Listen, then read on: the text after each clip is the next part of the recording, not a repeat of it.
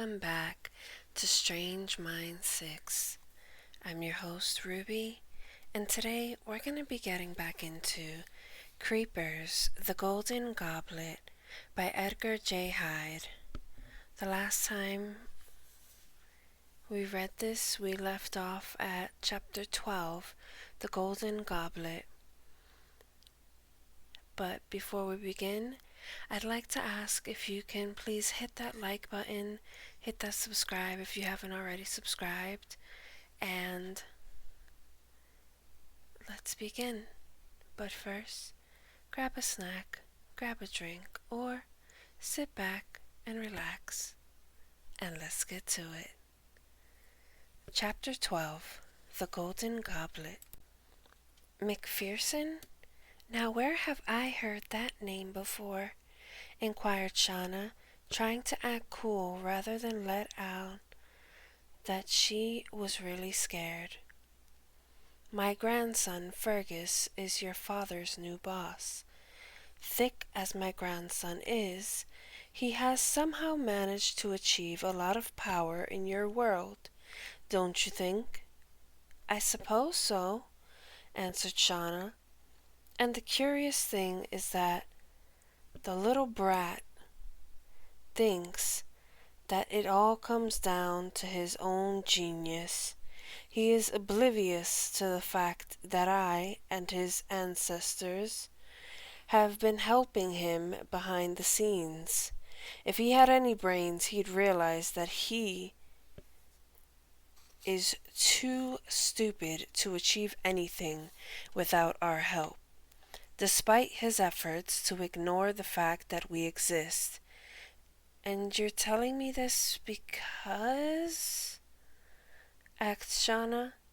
Because you're unique, Shauna. You are one of the few who are tuned into both the other world and the real world, and you have great strength in both. I, on the other hand, because of a life of cruelty and bad deeds, do not possess enough power. You surely know this already, thanks to your grandmother telling you that bad ghosts do not last very long. We fade away after a couple of generations.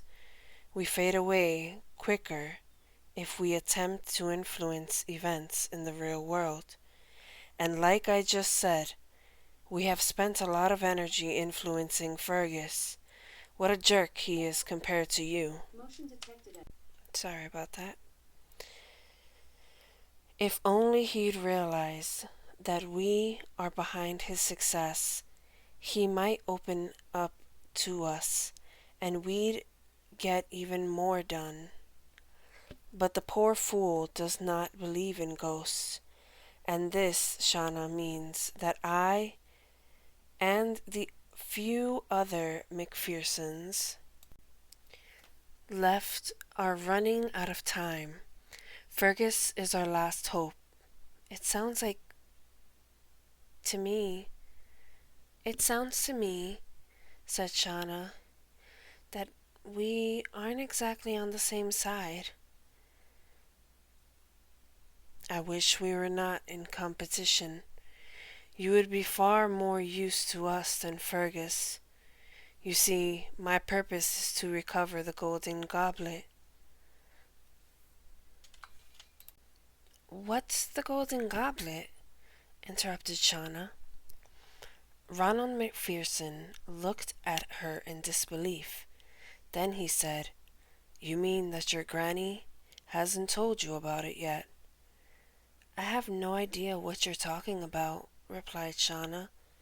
Ronald McPherson looked up at the nighttime stars as he stood in the graveyard. He had not looked immediately like a ghost to Shauna, but now she could see him flickering, sometimes faint, sometimes not. He looked like a light that was about to burn out. He was still pausing, looking at the night sky, and then said, Oops, I guess I've jumped the gun. Well, I'd better tell you all about it now then. Shauna was still a little unnerved by the thought that the horrible fleshy ghosts were still inside the church making a fair bit of noise. Ronald could see what she was thinking. "Don't worry about them," he said, pointing to the church door. "They are on my side."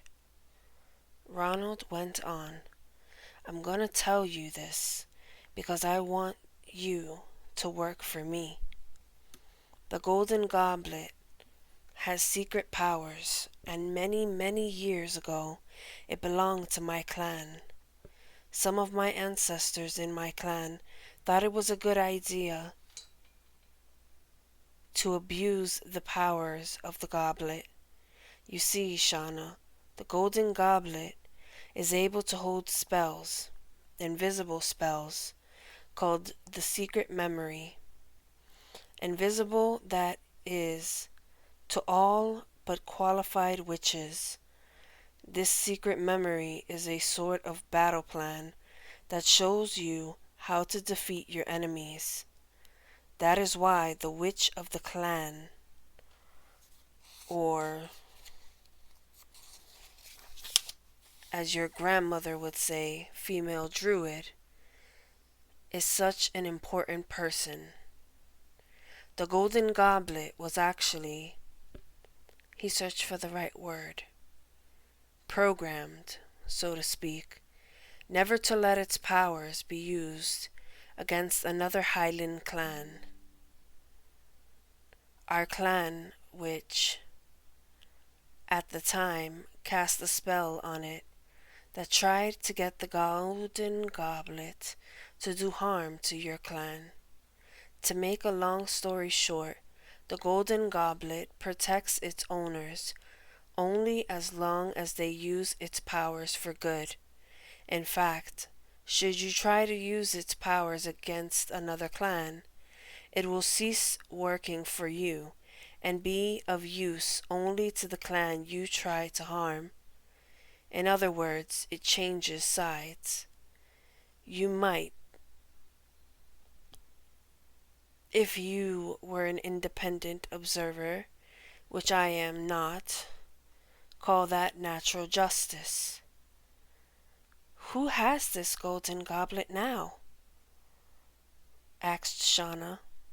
"Well, I thought you might know the answer to that, young lady, but I realize now that you don't. Still, I think of no one else who can help me find it. No one except you, that is.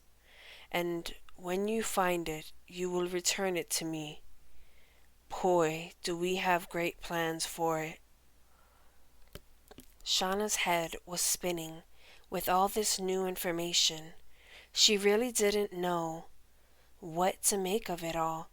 She understood that Ronald's and Fergus's branch of the McPherson clan were the enemies of her own clan. She also understood that she was being asked to be a traitor to her own clan, and she knew there was no way she'd do that. But she was curious about the Golden Goblet. In fact, the more she thought about it, she began to remember her grandmother trying to tell her something that had to do with the Golden Goblet. Here she was in Balmaconnell graveyard in the dead of night with the sworn enemy of her clan, and yet she was not scared at all. Instead, she was determined to find out all she could and later find Granny MacDonald in the hope that she would explain this developing mystery to her.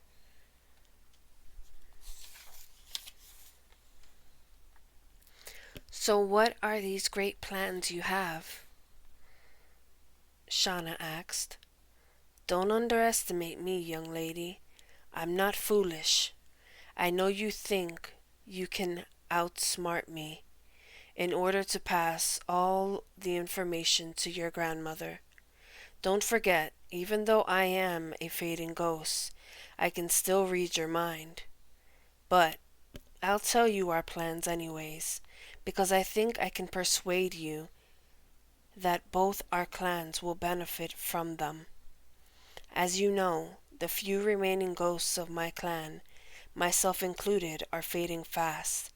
The only way we can stop this process is by casting our spells in the golden goblet. Then we can undo the curse that the misuse of its power against your clan caused all those years ago. And of course, we will then gain knowledge of the secret memory. That's when our enemies will know what it is to suffer the way we have suffered. But I thought the golden goblet would not help you because you misused it, said Shauna, feeling very confused. That's right, but there is one way I can break the spell, answered Ronald. How? Now that would be saying too much, wouldn't you agree? Well, what is in this deal for my clan? Asked Shauna, raising an eyebrow. The McPhersons are on the verge of gaining control of the real world. Fergus, despite being the most foolish inhabitant of that world, has control of all the most important newspapers and TV stations. In this way, we can control what news is printed and broadcast. Pretty soon, once we control every news service, we can make the news up as we go along. We could encourage people to rise up in revolution. Why, we could even persuade them that Fergus is the best human for the job of president of the world. Now that would be a feat. Imagine Fergus, the world president, and we McPherson ghosts commanding him. Your clan, however, would be spared the suffering of our other enemies, but only if you help us get the golden goblet. Also, I will need your help in figuring out the code. Sounds like a great plan for world domination, if that's what you're into, said Shauna, still nervously glancing at the church doorway. Yes, it is a great plan, except for one problem. If we keep fading, we ghosts will not be around to enjoy the fruits of our labor. The first good thing that will happen when we get the golden goblet back is that we will recover our ghostly strength. Plus, all of our previous ancestor ghosts who have faded many years ago will come back. The idea of more McPherson ghosts sent a chill down Shauna's spine. Chapter 13. Dirty, Rotten Ghosts. Shauna tried to give the impression that she was indeed considering Ronald's offer, but he read her mind and said, I think it might be more useful if you knew how serious I am. Then Ronald McPherson shouted toward the church doorway, Angus, Hamish, come out and see what I've got here. Okay, shouted Shauna urgently. I think I might be able to guess who Angus and Hamish are. The two good-looking guys who tried to chop me up earlier. They can't see me, can they? Don't be so sure. As you will have surmised, Angus and Hamish are ghosts who are fading a little faster than I am. I have a little more strength than they do, and you will stay invisible to them only as long as I don't touch your head. At this point, he reached out and, quick as a flash, tapped her forehead with his hand and laughed. Angus and Hamish appeared right on cue and immediately spotted Shauna. Fortunately, these two ghosts were a bit thick and had already forgotten the sword swinging episode from just a few moments before. That didn't make them any less hostile to a McDonald witch, however, whom they recognized by her smell. They grabbed Shauna too quickly for her to do anything about it and dragged her into the church. The last time she had been there, Shauna had felt as if she was among friends, but this time she knew that she was far from being safe. The same pews that had once held Christian, Carlos, and the others were now hosts to hordes of fleshy, rotten, stinking ghosts. Most of them were like Angus and Hamish, but some of them even worse. Many of them were fighting amongst themselves. Shauna was escorted to the pulpit. Ronald McPherson raised his hands, and there was instant silence. "This visitor here is going to help us find the golden goblet," Ronald announced. "In fact, why don't we give her an incentive to do just that? Tell her fellows what happens to mortals who won't help us." At this point, there was a tremendous rush of these horrific ghosts in the direction of the pulpit. Shauna gathered up all her courage and screamed at the top of her lungs, "Granny!" The hordes were climbing up the pulpit, and Shauna suddenly fainted with fear.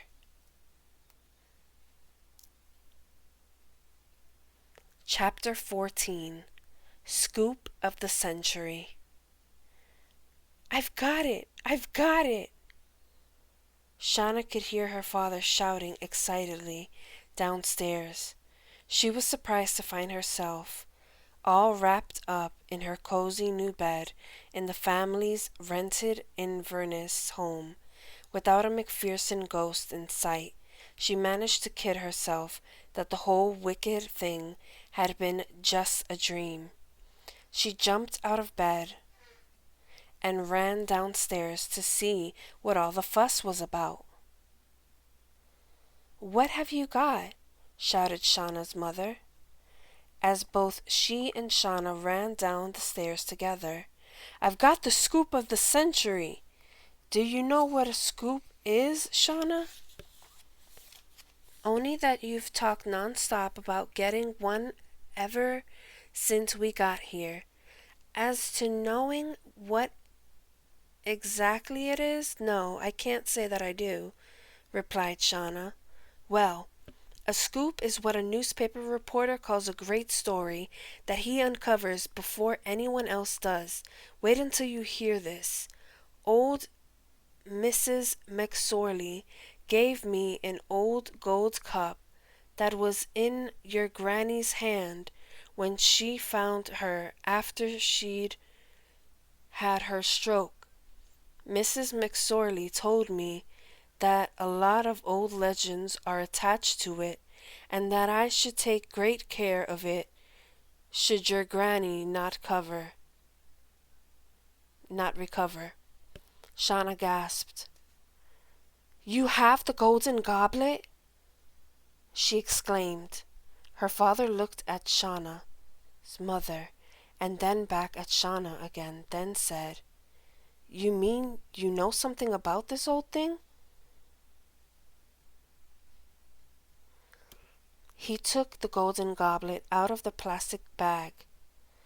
"Dad," shouted Shauna, "you have to be careful with that.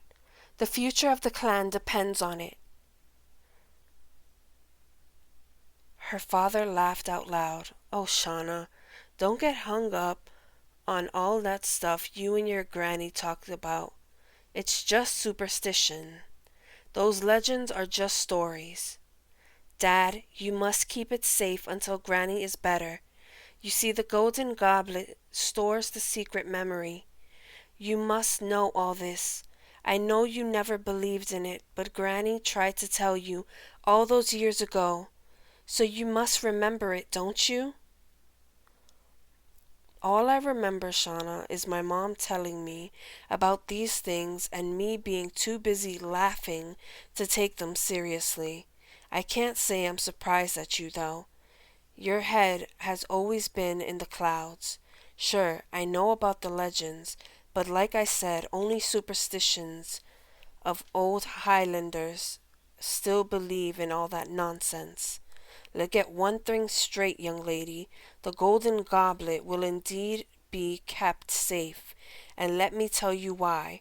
This silly little cup may or may not hold the secret memory, but it certainly holds my fortune. Oh, goodness. What do you mean, Karen? Asked Shauna's mother. Well, he replied, my new boss, Fergus McPherson, will find it difficult not to promote me once he discovers that I have found the golden goblet of lore. This is exactly the type of thing he'll be proud of. He'll be able to say that he's responsible for tracking it down and bringing all its secrets to the outside world. This is the big news item I could have hoped for, especially since we're launching the Highland Telegraph next month. Wow, the more I think about it, the more I'm going to be on his good side. Karen, said Shauna's mother, a little concerned, are you sure your mother would be okay with this? I really do think that she would object. Object? Cried Shauna, who could barely believe that her own father would unwittingly threaten the survival of his own clan. She'll be absolutely furious. How could you? Shauna's father realized that she felt very strongly about this, but nothing could change his mind. Look, Shauna, he said, trying to comfort her, you and Granny always say that I should do my best for the clan, right? Well, that's exactly what I am doing in my own way. Just think about all the money we'll have when my new boss gives me a reward for getting the scoop for our new paper. I bet he'll also give me a pay raise and a promotion. Pretty soon, we'll have enough money to do whatever we want, and I'll donate some money to the clan's heritage fund. What's the point? Said Shauna despondently. There won't be any clan left to benefit from it.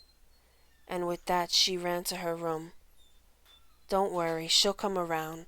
She'll understand one day, said Karen to Shauna's skeptical mother. And with that, my dear friends, we stop at chapter 15. Tune in next video to hear about selling souls. This has been Ruby, signing off.